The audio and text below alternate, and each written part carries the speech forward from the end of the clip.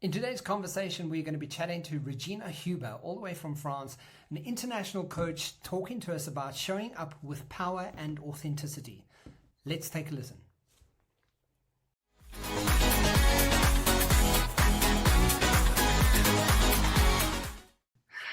Good afternoon and welcome to the Lunchtime Series with me, Kevin Britz, leading the charge with insights, information, and ultimately effective results.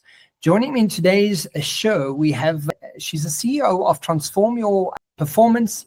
Regina Huber drives bold, value-driven, heart-centered leadership of self and others. Please welcome to the show, Regina Huber. Am I saying it correct, Regina? How are you? Yes, perfect, Kevin. Thank you so much for having me on. Thank you, Regina, and thanks for joining us. You are you're a multifaceted, multi-traveled coach and work, globally across the world. But don't you, before we jump into your questions and everything, don't you just want to give us a bit of background of who you are and more about you? Yeah, sure. I grew up in Germany, which people can probably hear from my accent still, although I've lived abroad more than half of my life. And I've lived in Spain, in Brazil twice, in Argentina twice, in the US a few times, and quite a few years in total. And I have traveled to South Africa quite a bit too. I think I've spent about 6-7 months there in total, and soon going back again. So I have owned businesses in Argentina and Brazil before creating and building my current business, Transform Your Performance, in New York City. I'm currently between France and the US, New York City and Miami usually. And my current business is a coaching, speaking, and training business. Before I had any of those businesses of my own, I worked at the Boston Consulting Group for a total of 16 years in several different locations. I helped them open 2 offices in Portugal and Brazil, and was in leadership roles at BCG as well. And this is how I brought together this very eclectic experience on several different continents. And here I am today as a transformational leadership coach who helps leaders not just upgrade their leadership skills, but also live a freaking amazing life, because I think that's what it's all about. We also want to have that life and live that life that we desire, right? And that fulfillment that comes with that. Yeah, I love that. And that's why, when I saw your profile and who you are, and when we chatted, I really love the fact that, there's such variety and travel that you have and experience from different cultures and communities and environments. And I mean, on your profile, you speak about empowering self, building trust, inspiring others, humanizing the workplace through authentically inclusive leadership. But today, what stood out to me for today's conversation was showing up and the power of authenticity. And, looking at the current leadership of the world, looking at the importance of, the state of the world, it is really, the agenda of authenticity is really being pushed to the forefront. Tell us more about why this conversation. Yes, I personally believe that we see very little authenticity in leadership, and I'm not only talking about political leadership, where don't even get me started, right? But what I would like to see more of is also that authenticity in leaders, in organizations, in corporate, and also as business owners, where we probably do see it more, in my humble opinion, because we really want to, most business owners, most small business owners at least, and entrepreneurs, we want to really make a difference and with what we stand for, right? So my definition of authenticity is about how you show up. For example, do you convey confidence and vision through your presence? What's your attitude? Is it aligned with your words? So to me, it's really that alignment of your thoughts, your words, your attitude, your behavior, your actions, your values, your body language, your energy, how you show up. That is my definition of authenticity. Can we see in all of that and how you show up what you truly stand for and what you're passionate about, and are your thoughts aligned with your actions? Are your words aligned with your actions? And I believe that based on this definition, it's also about your inner alignment as a leader, in a sense of, do you live what you preach, or do you only pay lip service to what's expected from you? And it's about the alignment of, as I said before, your words, your attitudes, your actions, and your energy. And I want to say that again, your energy, because if your energy contradicts your words, your energy wins. That's really important to remember. Your energy will speak louder than your words. And by the way, it also speaks faster than your words, because it only takes 0.07 seconds for us to figure out whether we can trust someone. And that's part of our energy. That's related to our energy. And it's part of our survival mechanism. And that's why it must happen this fast, right? So when we're in a life or death situation, we don't have the luxury of spending too much time figuring this out. And it's also important to remember that we can never turn our energy off. That energetic exchange between people, like between us right now, and actually also between our listeners, although they will listen to the recording, it happens all the time. It happens whether we are consciously aware of it or not. I love that. And I know that just the sentiment that your energy speaks louder than the words that you just use. And I think that's so important. But don't you ever find that people sometimes don't know how, right? So for me, there is alignment, there is congruency in how you show up. But it's very often the idea of, this probably seems authentic. This probably seems powerful. This is probably what they anticipate. And very often I find that, when you presuppose or you assume that this is how people would perceive you, that in itself, comes across as quite inauthentic. And people, as you say, the energy of that isn't aligned. So, so maybe the deeper question is then, how do we do this, Regina? So how do we really tap into that authenticity? And how do we know when we really have the alignment that you speak of?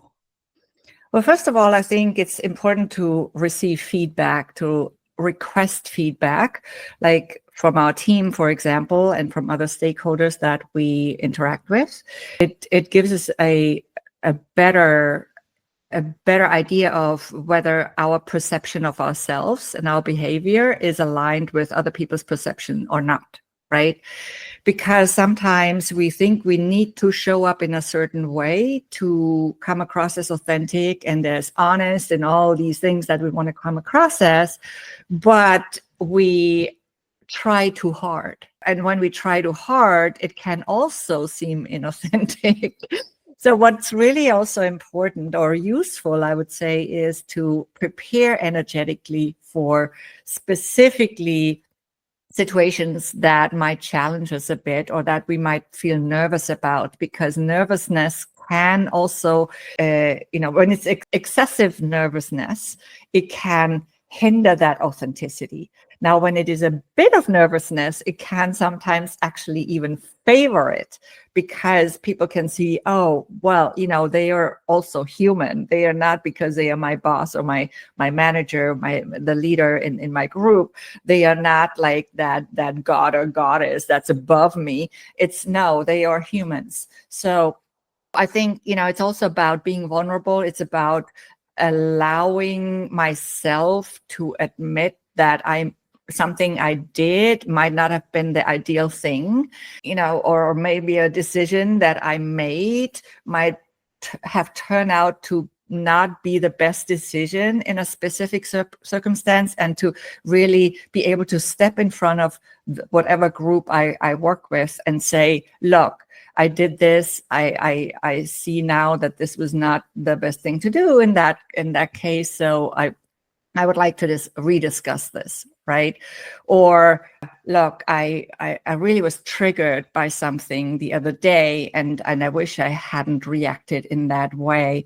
So I wanted to talk about this now, right? And or maybe ask you to forgive me, right? to apologize sometimes. It depends on the situation, but it's really about being human, about being trustworthy, about being transparent. I think transparency is also a big word or an important word in that context. Transparent with your words, your verbal communication, but also again in how you show up in other ways. And it's about the question, do I come across as trustworthy? It also includes, though, a certain level of confidence, because if people think that you are not confident at all, then they will not trust you to be the leader or to be the manager, right? So it's also about that confidence, and we can build that confidence. How can we prepare energetically? We can connect, for example, there are many ways we can connect to that inner power that we all have. I sometimes also call that plugging in your inner power cord, because, usually we still have to plug in nowadays a TV set, right, to watch TV. Maybe we won't have to do that, next year, but the TVs I know right now usually have to plug them in, right? And it's the same with our power. So we always have it available, but do we remember it, and have we plugged in our inner power cord? And there's some exercises that I also share in my book, Speak Up, Stand Out, and Shine, that can help us do that quite quickly. Yeah, I love that. And I was making some notes. Speak up, stand up, and shine. I think that's Speak up. Sorry if I interrupt you. Speak up, stand out, and shine. It's called Stand Out and Shine. Yeah, and that's a book you've written, right? Yes, that's a book I wrote in 2016, I think it was, and it's on Amazon. It helps us get prepared for challenging speaking situations in any business situation, school situation, job interview, before going on a stage maybe, or on a podcast, whatever it is for everybody, right? High-performing teams don't just happen, they're built. And at the core of every successful team is a contagious identity. It's more than teamwork, it's a mindset. It's about creating a culture where collaboration is second nature, innovation thrives, and every member steps into their true potential. When teams embrace the correct mindset and contagious identity, they tap into something bigger, a shared purpose, aligned values, and an unstoppable moment that drives high-performing teams. Because when identity is contagious, every team member plays with passion and owns their impact, and thrives in an environment where growth isn't just expected, it's inevitable. A contagious identity is where power meets transformation. For more information, go to kevinbritz.com. I mean, and what I also find interesting about just, tapping into that authenticity is feedback, right? So so important, you mentioned feedback, preparation energetically, being vulnerable, transparent, and connecting to your inner power. I think, preparing energetically, it reminds me of a story when I, way back when I was a stage performer. And as a stage performer, after doing the performance, after a couple of weeks, you kind of feel, I've done this before. I know how to do it. I'm fine. And this one moment I walked out on stage, not having prepared energetically for this performance. And I walked out and my, matter changes when it's being observed kind of situation. And as I stood out in front of the audience, I suddenly realized, oh, wow, we have a full audience here and I'm not energetically prepared. And I forgot words, I forgot, my mouth went dry. So that connecting to that energy and preparing for what's about to happen, so important, right? Because we always think and I think that's the importance of connecting to that authenticity, is that we need to be a little bit more responsible for the energy that you bring into that moment, because essentially that's your energy. It's your responsibility. Yes. And you know what I also want to say about this? It's so much about being present with the other person or the team, or in this case, your audience, right? Being present is very, very key. That also transmits authenticity. So I'm really listening to you. I'm with you. I'm not playing against you, and we're here together to create something, right? I think also that being present can be achieved, for example, by breathing, properly. Like we often unconsciously use that shallow breath, and we don't notice that we are jumping ahead, that we are getting anxious. But when you're really in your breath, in your belly breath, then that is automatically diminished. Yeah. Because we become present, we become to the present moment, and at the same time we can be more present with the other person. So another one question that I have here is, when was a time that you really felt completely authentic? I think of a story that I often share is, I often work with leaders it's called the Leadership Specialist Program. And we have a bunch of leaders who are specialists in what they do. So actuaries, accountants, tech, IT people. So completely out of my comfort zone, because I'm not an actuary, I'm not an accountant, and highly intelligent individuals that are part of this program. And one individual particularly, quite forceful, and he has a strong opinion about everything. We were engaging in conversation, and purely based on what you're saying now, being present and really actively listening to what was being said, he kind of put up his hand, had a really strong opinion about that, and almost overshadowed what everyone else was saying.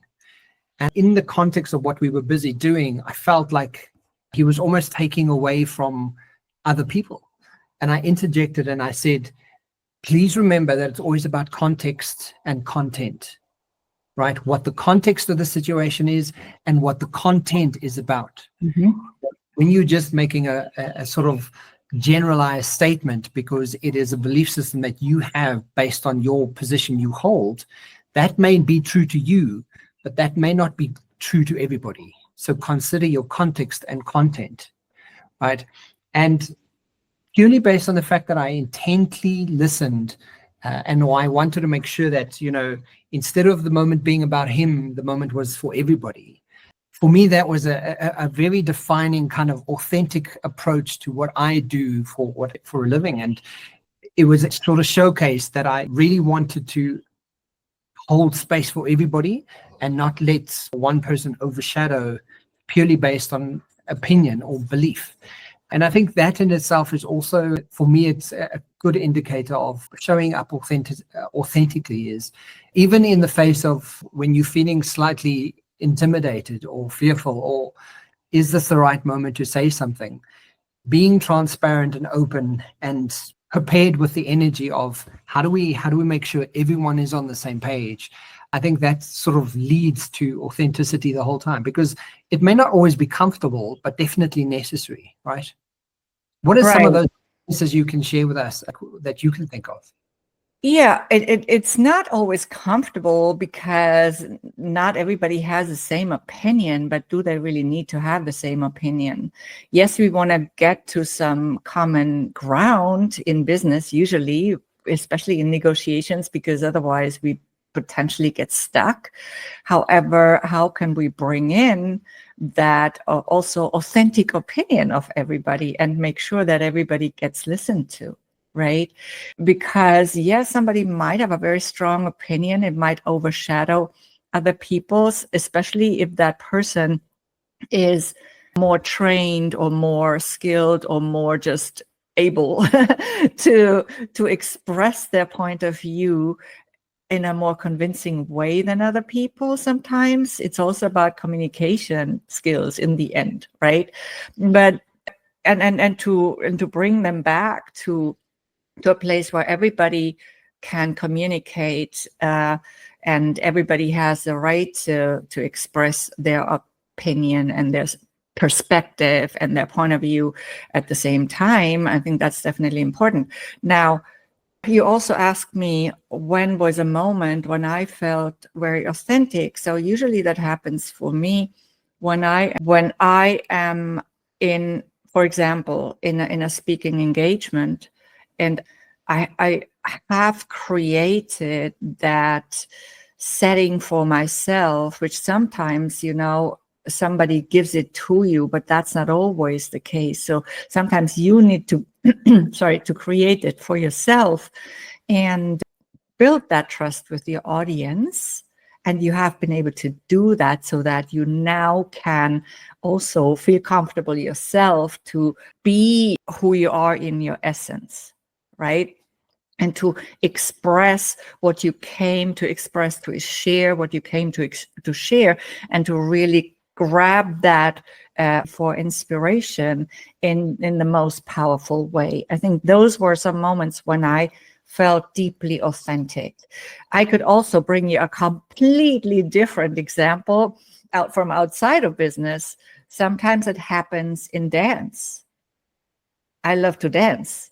And when I used to have a friend, when I spent more time in New York City than I do right now, we went dancing quite a lot together. And when we were dancing together, it always felt very, very authentic because it was so, it was so harmonious. And I think we can, sorry, I got to grab a sip of water. In the winter here, the air gets very dry. I apologize. So No problem. that being able to be authentic with each other, that trust base, you have that basis of trust, right? And authenticity builds trust, but also trust, once it's built, it allows for authenticity. So it's like the cycle that goes around. Absolutely. I love that. And I think that sort of leads me to the next question here is, how can leaders and entrepreneurs and professionals cultivate an authentic presence while still being influential and impactful? And I think, that's sort of leading that to that question is, very often we don't think of trust as such an important thing, or, we know about it, but we don't think of it in the capacity of leadership or in the capacity of, well, how can I really build a relationship? But to your point now, that is one of the single, in my opinion, one of the single points of places to start is building trust with individuals. Because when you start building trust, essentially, that, as you say, it allows for authenticity. It allows for impactful conversation. It allows for us to step into what it is we're creating between two individuals. How do you think, some of those, what are some of those steps that leaders can tune into? I mean, we've already covered quite a few, but if you were to share some of your insights around, here is a step process to really start cultivating authenticity and influence, what would that be? Yeah. So the question is always, do we want to be influential only in the short run or sustainably in the long run, right? I think if you want to be influential in the long run, there is no way around authenticity, because sooner or later people will find out. So and building trust, yes, it's one of the most important things in leadership, because without trust nothing works. It's the glue that holds teams together. Without trust, there's no creativity, there's no innovation, there's no there's no sharing of ideas, because in the presence of fear, nothing really works well. And fear and trust are mutually exclusive. They don't go together. They are like oil and water. That's, if you just look at how trust works as a process in our brains, fear and trust cannot exist at the same time. It just doesn't work. So when you can eliminate fear, that's when you build more trust. Now, how do you do that? First of all, I already mentioned one item. And I don't know that there's a step-by-step process, but they all play together, right? So yes, showing vulnerability is definitely important. I sometimes talk about humanizing the workplace. So really also showing that you care for your team, that you care for each individual, having those conversations, not just within a group, but one-on-one, asking more questions and asking also the right questions, like open-ended questions around what people's aspirations are, what their concerns are, what their visions are as individuals. I think also story sharing is something that can work really well in team settings. So you share your story as a leader, an authentic story, maybe it's a transformation story that can inspire others and tell them, look, I wasn't always here, right? Sometimes I wasn't places to call it something, right? I wasn't always up here. There was a path implied to get here. And I also ran into obstacles. I ran into challenges, and that's just normal for most people, right? So you can do it too, is the basic message here. So that is the one value piece in story sharing. And I call it story sharing on purpose and not storytelling, because I think we want to share about ourselves, right? And in a team setting, it can be extremely valuable to have the team members share their stories. It can create not just more emotional connections, and I don't mean that in a way that you're going to be crying at work. I mean it in a very positive way, because we're often telling people to leave their emotions at the door, but we are human beings, right? So we have emotions, and it's part of who we are. But anyway, to come back to story sharing, it's also about getting to know the people in your team better, and therefore creating greater team cohesion through greater understanding. If I know where you're coming from, it's easier for me to get your perspective, right? So I think it's a very, very powerful tool that should not be dismissed as a waste of time at all. It's very valuable. Also, I mean, there are a lot of things we can do in team meetings, making sure that everybody is heard, that everybody has a chance to talk without putting people on the spot who might be a bit more timid, a bit shy about talking, because maybe there are introverts, seeing the unique brilliance in every single individual. That is something that is so important. And I think as you practice as a leader to see your unique brilliance and really do some deep work on this, it will also automatically become easier for you to see that unique brilliance in others, because everybody has it, but we don't always see it at first glance, and we don't always make the effort to dig it up, to uncover it, right? And I think that's a very important leadership responsibility. Yeah, I love that. And I think you use the word humanizing, and that's so important. Very often and I think leaders to a large degree still get stuck with the business of things and not the humanizing of things, right?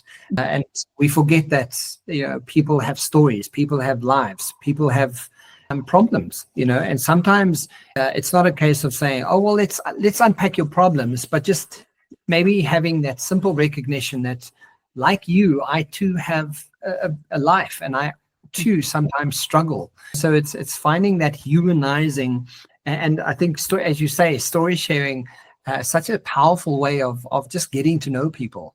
It might seem simple, but at the core essence of that, it's being able to see an individual and see people for who they are, and like you say, the uniqueness that everybody brings. Regina, so I was looking at your profile, and there's so much that you do as a world traveling coach, and don't you want to tell us a little bit about your bespoke programs? And I know some of them tie into everything we're speaking about, but share with the audience some of those insights and bespoke programs, because I think some might be able to, they might want to be on this program, and tell us more about that. Yes, sure. I offer one-on-one coaching programs.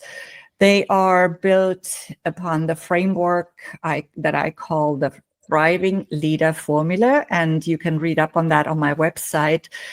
There is a specific frameworks page on my website, transformational.com, which lays it all out. Of course, my one-on-one programs are customized to each individual client, right? But this overview gives my potential clients an idea of what it's all about. So it's not only about leadership skills, it's about leading yourself, your career, your life, and others.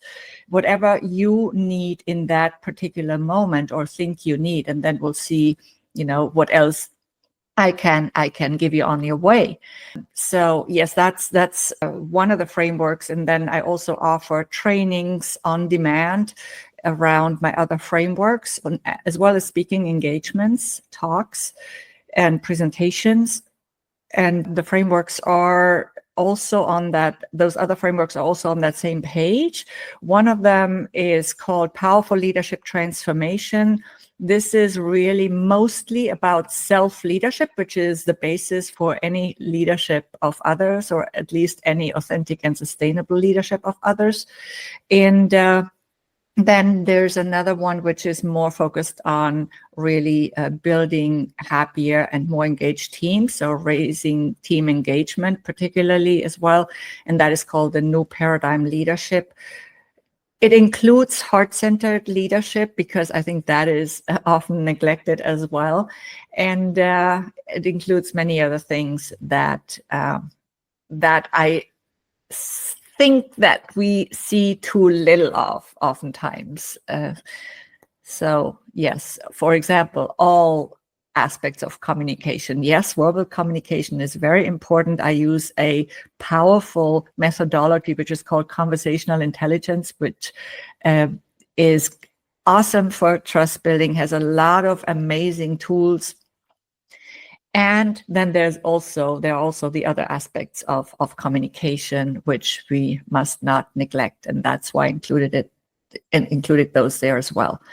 So yeah, I think it's a lot of information maybe for a short conversation, but you can look that up on my website. There's a speaking page with some suggested topics as well. I love to work in Africa. I have to say this, you're based in South Africa, so I've only had good experiences and great experiences actually working in Africa, speaking on stages or working with teams occasionally in several different countries in West Africa, East Africa, and also in the southern part of Africa. So yeah, I'm looking forward to going back there very soon. Yeah, and just to round this off for today's conversation, I mean, you're on your way back to South Africa, so if anybody wants to chat or meet with you, they can just get in contact.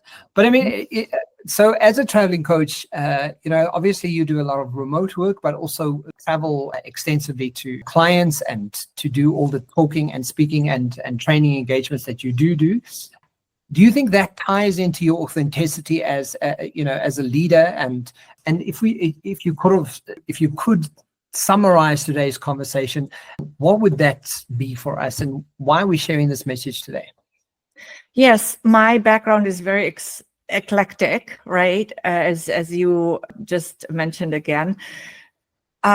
When I founded this business, I tried to bring all this eclectic experience together into something meaningful, into a meaningful offering for my clients. And at the time, I had actually not traveled to Africa yet for work. I'd only been to North Africa, Morocco for a vacation in the past. But since then, I have spent, I think, about 9 months total on the African continent, which was interrupted a little bit in 2020, unfortunately, where I had a lot of plans.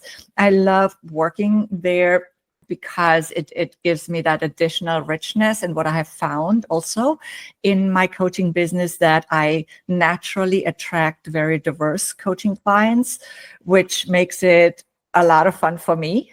I love change. I love, this aspect of diversity, of adapting to different situations and people, learning from them myself as well, of course, during that process. And I think it's also taught me, this moving around internationally has also taught me to really pick up from the different environments what I find valuable while staying true to who I am, to my essence, to myself. So I love to learn new dances, to listen to new music. I love to dance. And for example, particularly of South Africa, I love the music, the dance, the fashion, and the biltong, not to forget. And hospitality. There's so many things. And I try to also learn from different ways of communicating. And I have found that very, very enriching, but I don't have to love every single aspect of every single country or culture. I can evaluate what I want to take on and what I want to take home with me and what not, what's for me and what's not. And I think everybody has that right. And they've done that wherever I've lived, in Brazil, Argentina, Spain, France, East Coast and West Coast of US, and where I've traveled and had enough time really to learn more about how people live. And I do bring that into my work. It also allows me to work in several different languages, of course, because I've lived in those places and learned those languages. And yeah, I think it makes it easier for me to understand different perspectives quickly, and especially also when it comes to working with my coaching clients, but also working with different audiences. I love that, and fantastic. Thank you for sharing that.